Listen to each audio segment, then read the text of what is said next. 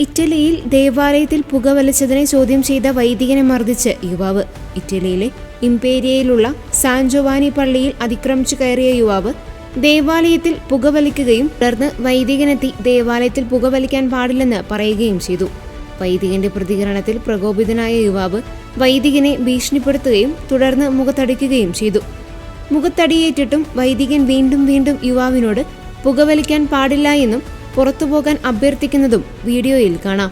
വൈദികനെ മർദ്ദിച്ചതിനെതിരെ നിരവധി വിശ്വാസികൾ ദുഃഖം രേഖപ്പെടുത്തി രംഗത്തെത്തി. ഇതിനു മുമ്പും ദേവാലയത്തിൽ അതിക്രമിച്ചു കയറിയ യുവാവ് കന്യാസ്ത്രീയെ മർദ്ദിക്കാൻ ശ്രമിച്ചിരുന്നു. ലോകത്തിന്റെ വിവിധ ഭാഗങ്ങളിൽ വൈദികർക്കെതിരെയും കന്യാസ്ത്രീകൾക്കെതിരെയും നിരവധി ആക്രമണങ്ങളാണ് നടക്കുന്നത്.